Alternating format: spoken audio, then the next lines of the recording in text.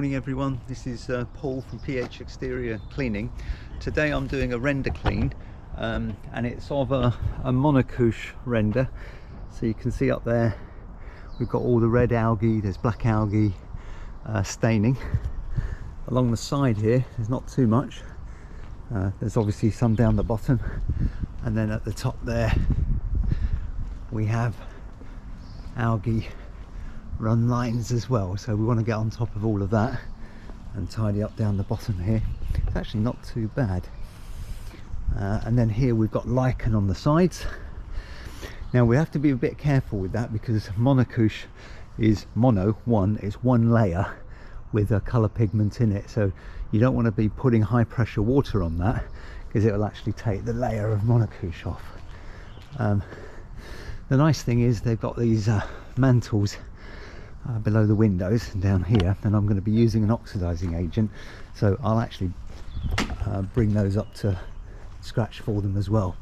And then here we've got some marking and some general grey staining, so we'll deal with that as well. As you come round, we're not too bad in that area, and then we're back to this particular wall that needs dealing with here. So we'll get that done. That's dog paws, I think. What I'm going to do with this job today is using brushes. We're going to apply a cleaning agent to clean the Monocouche first and to wash off and release a lot of the dirt particles. We'll give it a rinse down to remove the dirt, so aesthetically it now looks nice. But then what we want to do is to put a Biocide into the Monocouche, let it suck it up a bit, so that it makes the Monocouche an uninhabitable home for black algae, red algae, etc.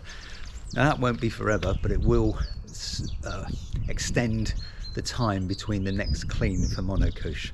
And what I will be saying to the householder is, once I've cleaned it next year, give it a rinse down, and it may be in 2 or 3 years that they get me back for a clean-up. So that's it.